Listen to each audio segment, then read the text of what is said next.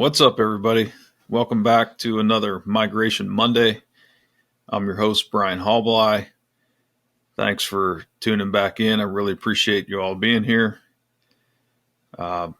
This new camera's got me kind of freaked out. I'm looking at here. It's got a little ring around the camera to kind of change the lighting.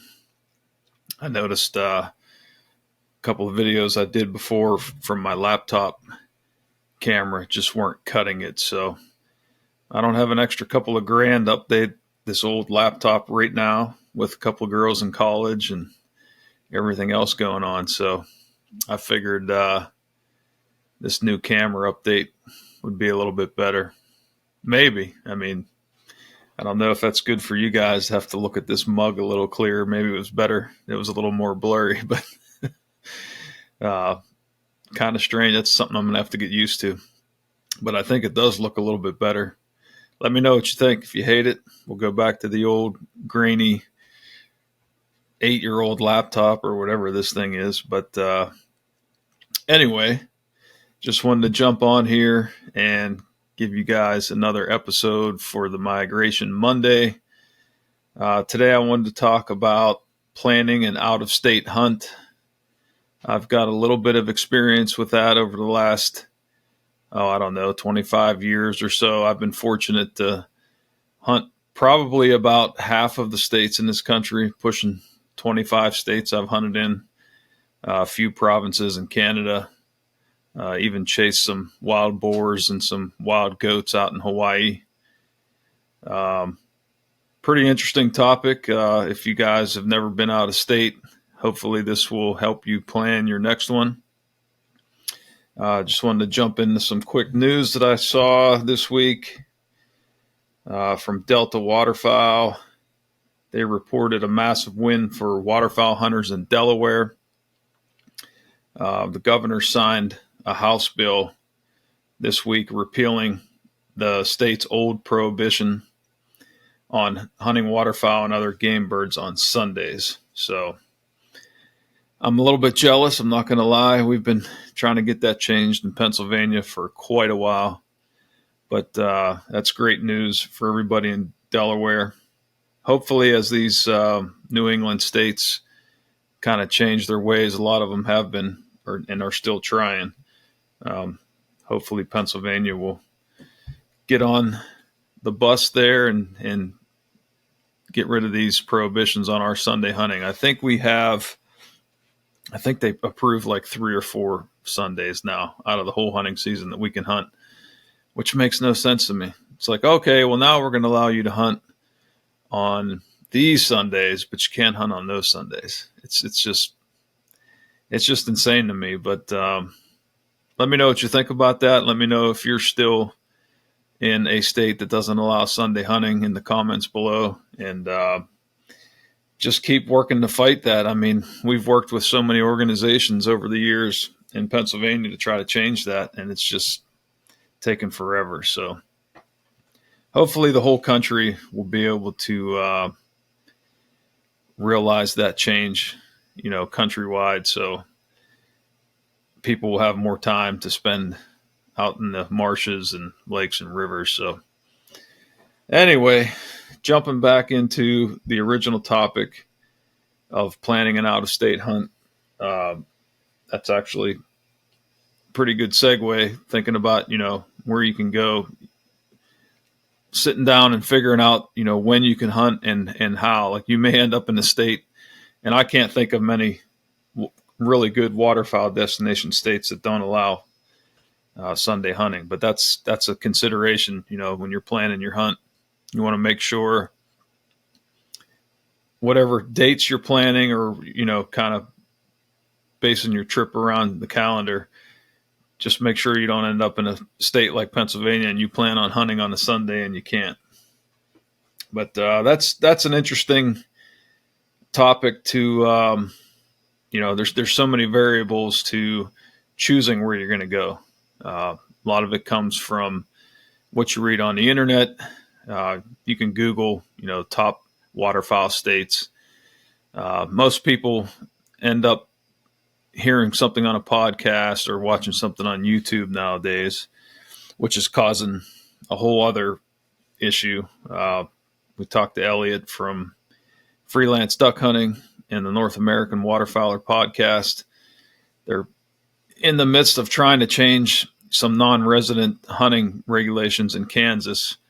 And I think a lot of other states are facing that issue now too, trying to figure out how to deal with the non-resident influx.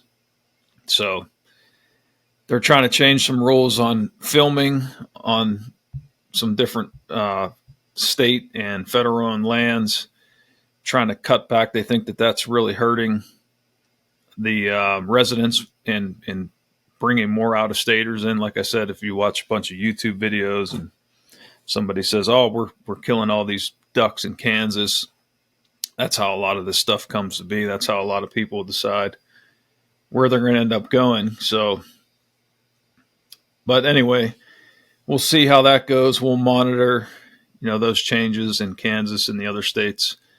It's interesting to see how quickly a lot of this is unfolding.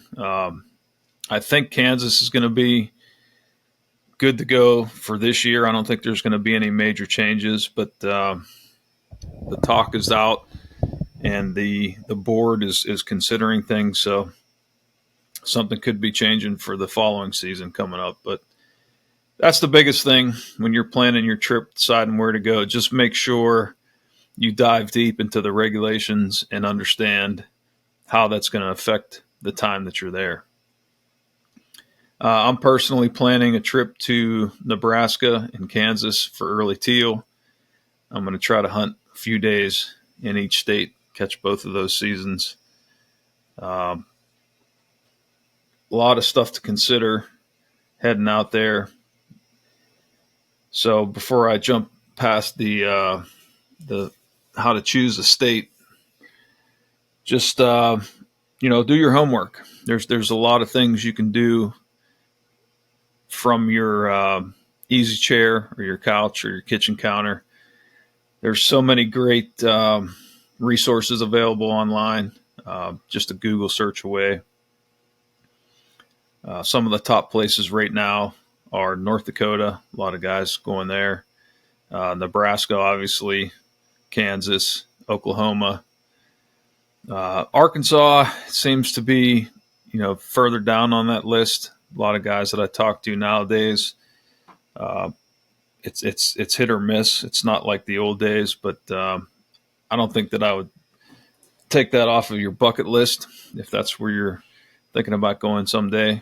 You just have to time it right and figure out, what the best time to be there is.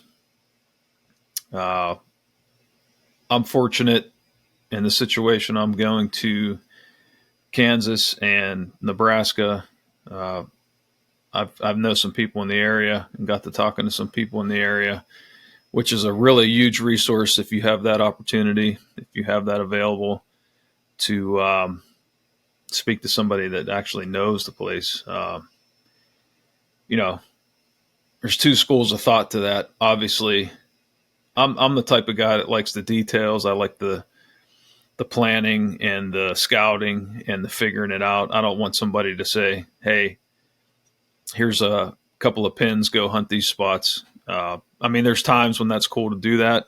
If you're in a super unfamiliar area and you don't have the time to scout it out and put the time into research and all that stuff, absolutely nothing wrong with that. I'm not saying there is. I'm just saying I'm the type of guy that likes to kind of figure it out on my own. I enjoy that whole process of it. And, if you've got that available, just knowing somebody in the area, even if they don't give you their exact pins, at least giving you an area to start is a good way to go.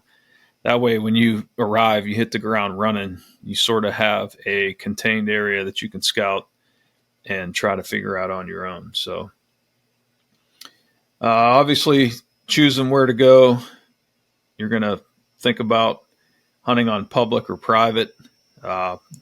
Always a debate with that. There's guys that are hardcore public land hunters. They don't want to hear anything about private land or do it yourself versus hiring a guide. I've done both. I've mostly hunted on my own, hunted public land all around this country.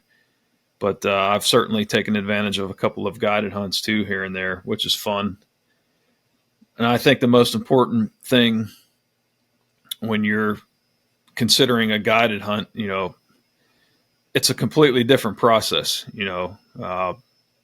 If you're going to a lodge where there's a few guys that are going to be hanging out, that whole experience of camp life and lodge life and hanging out in the lodge and eating good meals and catching up with some good people, that's a whole different element than, doing public, sleeping out of the back of your pickup truck or grabbing an Airbnb or a hotel or whatever you're doing.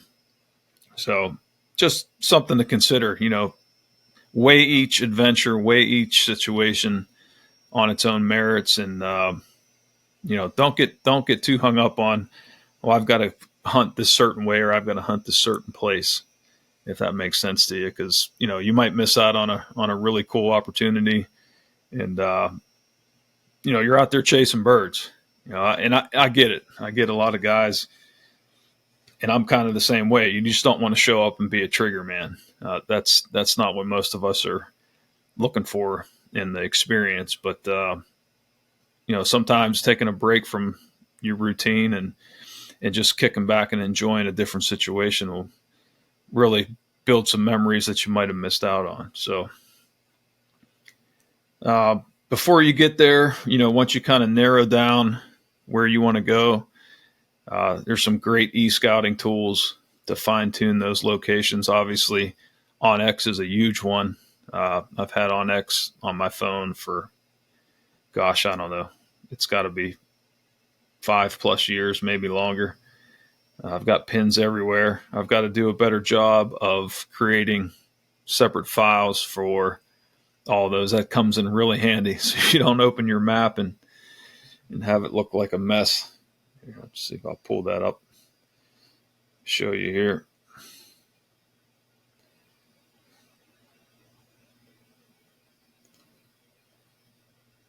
Yeah, so I don't know if that'll show up or not. That's the whole United States there.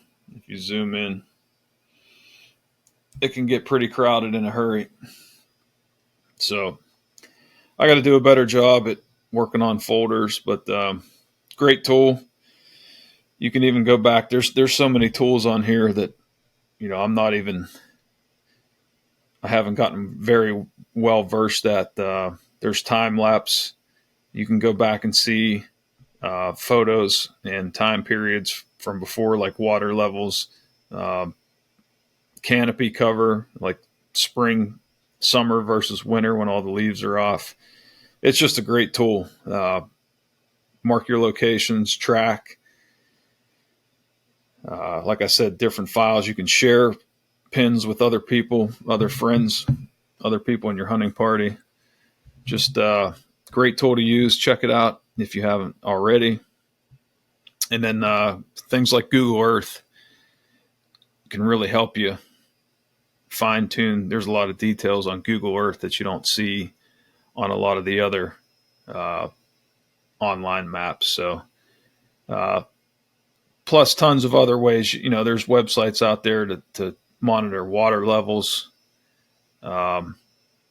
Just pretty much endless. Just, do as much as you can at home. That's going to save you a lot of boot and driving time once you get there. And then, you got to think about your budget. And that's something that maybe you're going to start with. It depends on your situation. Is this a hunt of a lifetime? Is this, something that you're able to do more frequently? But just some things to consider on your budget. There's going to be hard cost versus flexible costs. Obviously, your hard costs are going to be things like license fees, duck stamps, out-of-state licenses.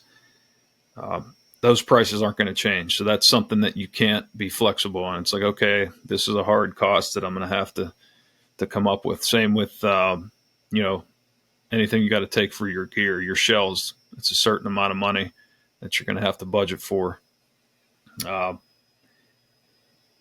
Things that are kind of flexible, lodging, meals, just depend on travel, just depends on, your personal preferences. You can really do some really budget friendly trips if you're willing to sleep in your truck or your van or whatever you got. If you're willing to make your own food, stay with friends or family to help cut those costs back. Just a ton of things to consider when you're laying out your budget. Just make sure, you've got a little bit extra on the end. So if anything surprising comes up, you want to be prepared for that. So we'll jump into some of those budget items that I talked about for lodging. You got everything from hotels to Airbnbs, obviously your personal vehicle, like I mentioned, or staying with friends or family that you may have in the area. I've got a soft cap that I can take on and off of my truck. It's a pretty heavy duty. I'm not sure exactly what kind of material it is. It's like a canvas almost. It's the same company that makes the tops for Jeeps. So it's pretty flexible, but it's also heavy duty. I've slept back there in downpours and snowstorms and never had any issues. I'm getting a little bit older now. At 49 years old, I can't, sleep on the hard ground or the hard pickup bed like I used to, but sleep is very important on any hunting trip, really. I mean, you're not going to function at your best unless you got a really good night's rest. So if you're going to plan on sleeping out of your truck or tent camping or whatever it is you're going to do, just make sure you're comfortable and you're able to get a good night's sleep, because I don't know about most of you, but I get pretty cranky if I don't have enough to sleep and, not thinking straight. But I've got a pretty sweet system for my pickup truck now. I've got a sleeping cot, and then I found a 6-inch memory foam mattress that goes on top of that cot. So it's darn near as comfortable as my bed at home. And it's a little bulkier. It takes up a little more space. It kind of folds into 3 pieces. But I think the little bit that I give up for convenience and storage, it's worth giving that up to have a good night's sleep.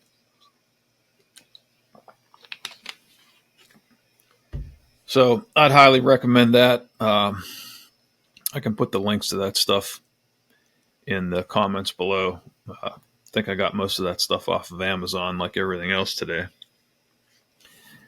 But you just want to make sure, whatever you're going to plan out, that you have all of your equipment that you need. Like I said, don't forget your cot, don't forget your blankets, pillows.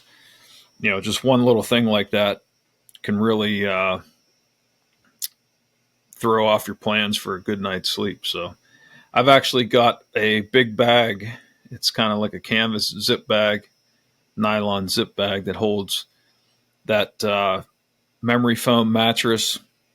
There's sheets in there, there's blankets, and there's pillows in there. So I've got everything that just lives in that bag and stored in my garage that's ready to go anytime I'm ready to go. So I know when I grab that bag, I'm going to have everything I need to get a good night's sleep in there. So it works out well. As far as the personal camping, then you're going to get into meals.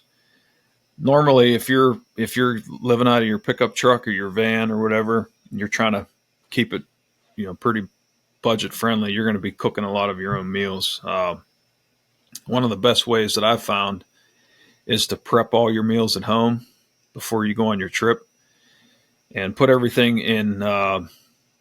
I've got one of those vacuum sealers for all my wild game. If you prep all your meals that can be frozen and then vacuum sealed, it's going to do 2 things for you. It's going to keep your coolers cold. You're not going to need as much ice for your travel out there because you're going to have solid blocks of food ready to go.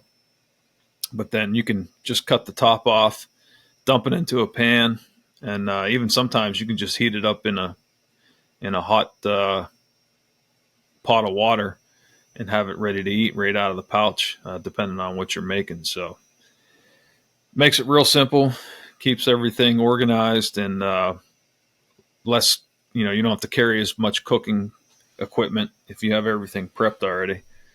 Just makes things a lot easier on yourself, and you'll eat a lot better too. If you pre-plan it, you're not going to be eating gas station food. You're not going to be going to restaurants and spending a ton of money. Plus, you can eat on your own schedule, which is nice. You get out of the swamp late. Sometimes in some small towns, it's hard to find a place that's still open to eat. So that's how you end up eating all that garbage at gas stations, which probably isn't a bad thing when you're young.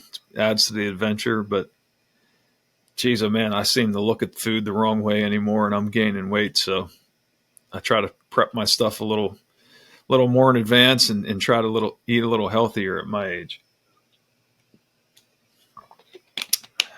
So let me see what else I didn't cover yet. I'm talking about traveling in your own vehicle. Most people traveling across the country to hunt are going to take their own vehicle, especially waterfowl hunters. If you're going to be hunting by yourself or with just a couple of guys, especially just the amount of gear that you have to take, it's not feasible to fly. But if you're doing a guided hunt that you can just show up, just need your gun and a couple of coolers or whatever you're going to take, some hunting clothes. Just make sure you check out the regulations for whatever airline you're going to fly. They all have different regulations when it comes to how they want firearms cased, if they want them locked, unlocked, different types of containers that they want them stored in. Just make sure you're up on all that. And even bringing wild game back, they all have different rules on how they want the wild game to be packaged. Most of them want it frozen and in a leak-proof bag and container because they can't take a chance of it leaking on anybody else's luggage or anything like that. But just make sure if you are flying, you're doing a trip like that you're up on all the regulations so you're not caught off guard at the gate when you're getting stressed out about all the other travel stuff.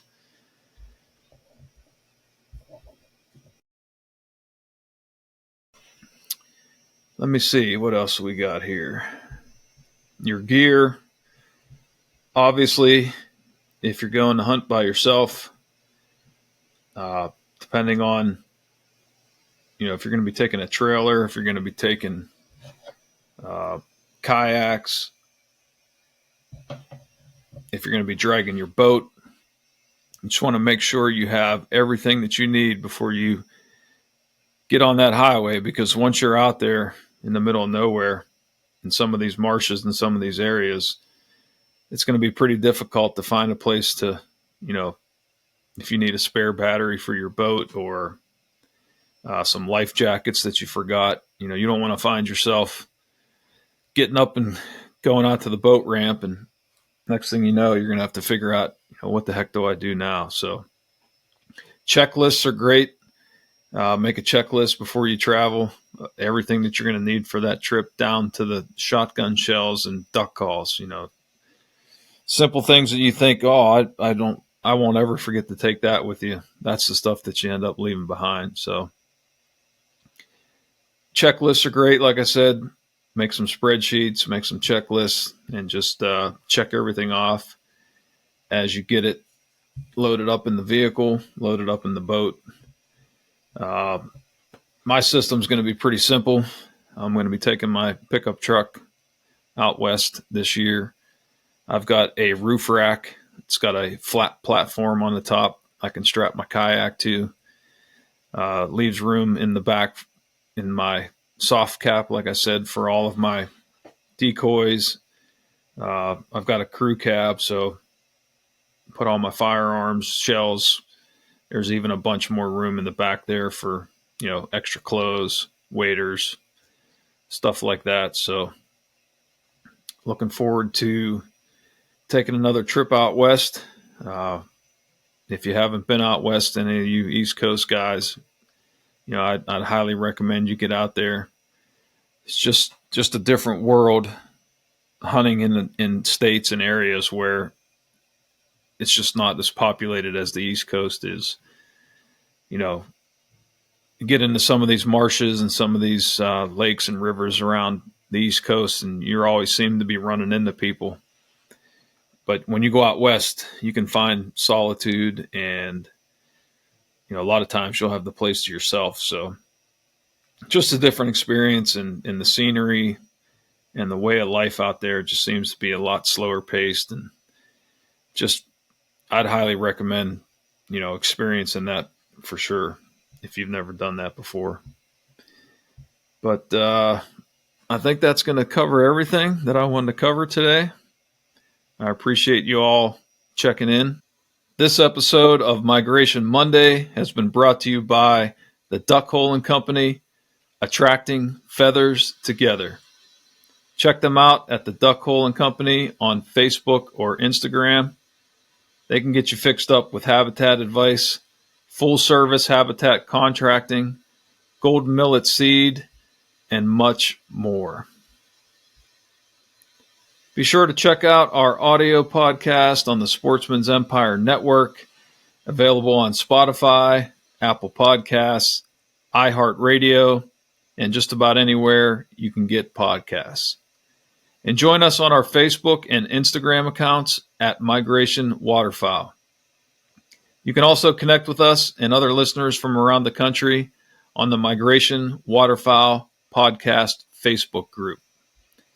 We've got lots of merchandise over at our Migration Waterfowl store.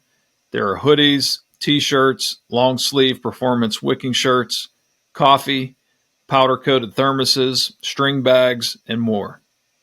You can find the link to our store on our Facebook and Instagram pages.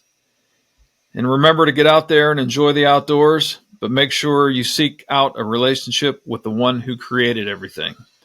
Psalm 145, verse 8 and 9 says, "The Lord is gracious and compassionate, slow to anger and rich in love. The Lord is good to all. He has compassion on all he has made." Thank you, everybody. Appreciate you tuning in. Take care, and God bless you.